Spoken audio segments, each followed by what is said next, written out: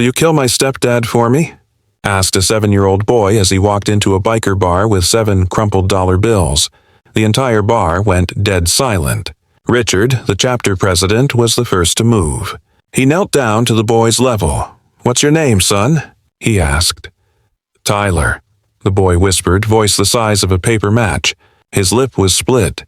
One cheek had a dark crescent bruise that showed he'd been hit hard. His shoes were scuffed. His small fingers squeezed the bills until they were white at the edges. Richard looked up slowly at the room. The men froze, a forest of leather and chrome. Tank, Razor, Snake, Doc, names that carried weight and history, all watched like hunters listening for a single sound. Nobody wanted to break the silence. Nobody wanted to be the first to speak the thing that would make everything real.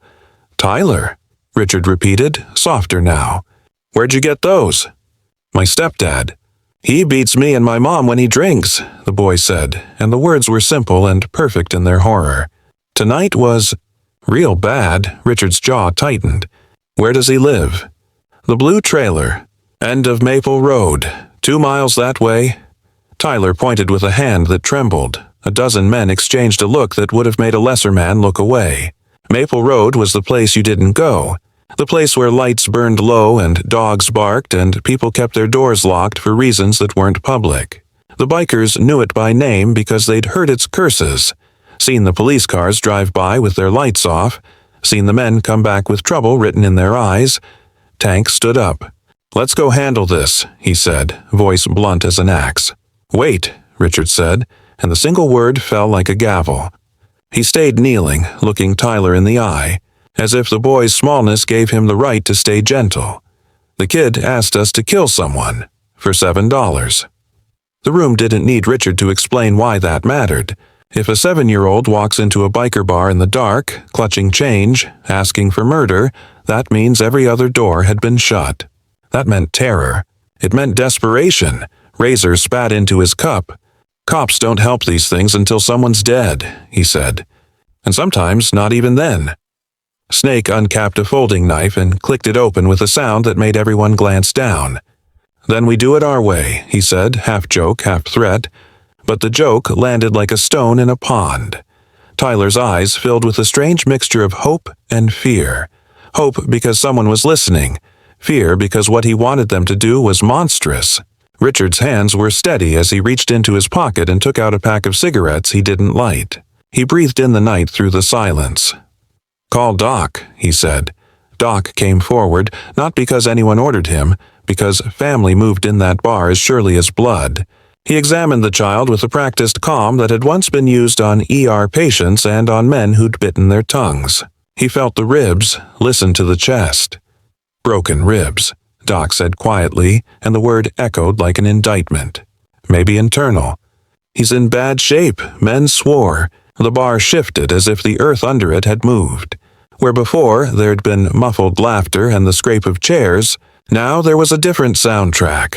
The clink of glasses set down too hard, the quiet tightening of fists, the low hum of engines waiting outside as if they could be summoned into violence. Tyler's voice was small. "Please help my mom," he said. "He said he's going to kill her tonight." At that, a siren wailed in the distance, an ordinary sound that night suddenly pointed like a nail. For a heartbeat, the bikers thought it might pass them by. Sirens meant police, and police meant trouble for men with records. But the sirens rolled past them and grew louder in the direction of Maple Road. Richard's phone buzzed. He answered. His face changed as if someone had opened a window and the wind had taken his breath. "There's been a shooting at the trailer park," he said without screaming, and Tyler fell to his knees like a marionette with cut strings. "No, no, my mom!" he cried. Richard looked at the men then, and the command came out of him like a bell after a sermon. "Everyone rides, now." 15 bikes opened their throats and answered. The bar emptied like a flock being called. Leather flapped. Chains clinked.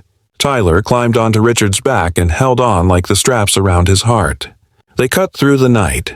Lights off, a pack of iron and sound moving through small streets and overpasses. The world smelled of wet pavement and exhaust. The moon was a silver coin tossed into the sky.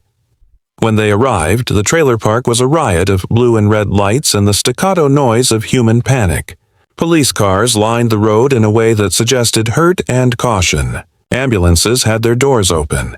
Steam rose from the mouths of uniforms. The bikers pulled up in formation, leather like a barricade. Sheriff Johnson stepped out, his badge a small sun on his chest. He looked like a man calculating how many problems were worth having tonight. "You can't be here," he said, to the bikers and to Richard. "My woman is in there," Richard said. "She's alive." "She is," the sheriff replied. But her husband, Tyler's stepdad, was being lifted into an ambulance, bleeding and handcuffed. He had been shot in the shoulder. Tyler's mother, two-faced with fresh scars and a cut already starting to heal, sat staring into a police cruiser's window as if she saw life passing in frames. The story emerged in pieces, raw and ugly. The man had drunk until he was monstrous, grabbed a baseball bat and started hitting Tyler's mother in the yard. A neighbor, an old Vietnam veteran who'd lived by the trailer park for years, had come over with a pistol and walked straight into the middle of the beating. He fired once. The shot hit the man. It stopped the beating. The veteran's hands were shaking so badly even Richard noticed. But the law had another voice. Child Protective Services arrived and said the child had to go into foster care immediately. The mother was under arrest for stabbing her husband. It was a messy, legal knot.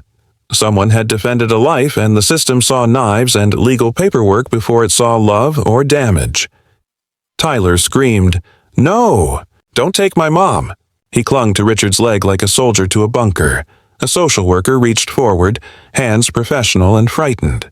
Richard stepped between them, and the world narrowed to the width of his shoulders. "Back off!" he growled. The social worker's hand trembled. "Sir, you can be arrested for interference." "Try it," Richard said. 15 bikers became a wall. The sheriff looked at the group with a man's tired consideration. Arrest them all and launch a town into a war he'd rather not fight or find a different way. He chose the latter. "Everyone calm down. Let me make some calls." 10 minutes later, Richard's wife arrived. Jenna, a nurse with steady eyes and a clean record that cut through the suspicion like light. She had seen life and death under fluorescent lights and held in her hand the one thing that could tip rules: emergency foster placement credentials. "I'll take custody tonight," she said. The social worker checked the paperwork and then, for once, papers bent to the weight of human need. It wasn't neat and it wasn't usual, but it was the right thing. They signed the right boxes and Tyler didn't have to watch cops lead his mother away. While the formalities worked, Richard walked over to the old veteran who'd fired the shot. He found the man shaking with the kind of aftershock that felt like guilt and relief mixed together. "Thank you," Richard said. "You saved her life." The veteran looked at the scar on his hand as if it belonged to someone else. "I didn't want to be a hero. I wanted the yelling to stop." "You need a lawyer?" Richard asked before the man could refuse. The veteran's voice was small. "I can't afford—" "Then take one," Richard said, handing him a card. "Tell him the club's paying. Word travels fast when you wear leather. Faster still when justice needs money, transport, and witnesses." The bikers pooled $500 in minutes. They found the mother a motel room for the night. They found safe shoes, coats, and a map to a social worker who wouldn't pretend the system was flawless. But Tyler kept staring at the fact that the stepdad might be out by morning. The wound wasn't fatal.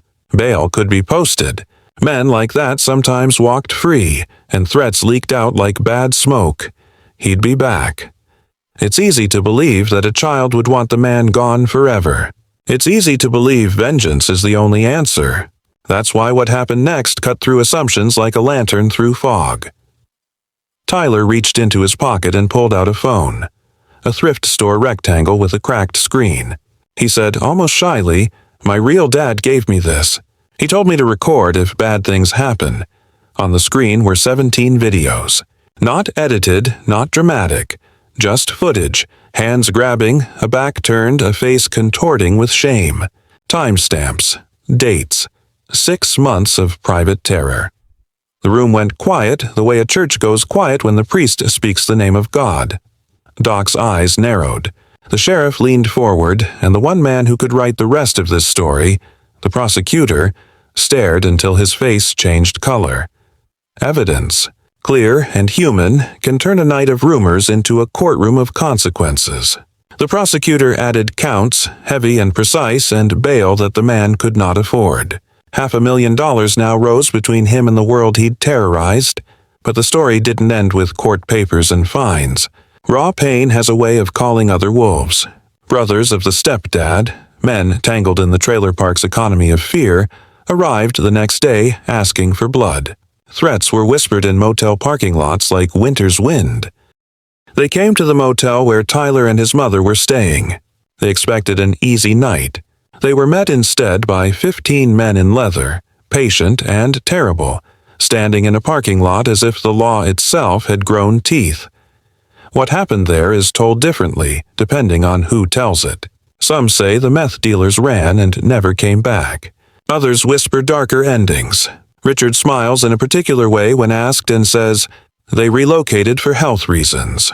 What matters is this: Tyler's stepdad took a plea deal for 8 years. The veteran got his legal help and a medal the city didn't realize it owed him until someone explained the whole truth. The bikers paid for the lawyer and drove the mother to an apartment where she could breathe without listening for footsteps. Tyler kept his 7 crumpled dollars. Years later, Richard asked him why he hadn't spent them on shoes or a meal. Tyler looked up with the kind of simple clarity only a child yet untouched by years can hold. "Those 7 were worth more than money," he said. "They bought me an army of guardian angels who looked like demons." Now, the leather jacket with those $7 framed hangs on the wall at the Iron Horse Bar. The story is told every Thursday when the men meet, not to celebrate violence, but to remember a night they chose to be protectors instead of killers. Tyler grew up. He brought his own kids to Richard's porch some winters, and the men laughed like old uncles. He visits not because he needs protection, but because family sometimes is the people who choose you when no one else will. Sometimes the most dangerous men know exactly when not to use their danger. They understand violence and therefore value restraint. That was the secret the bar learned that night. If you believe that sometimes the scariest faces hide the kindest hearts, if you believe family is chosen, then click subscribe and hear more stories about broken things put back together.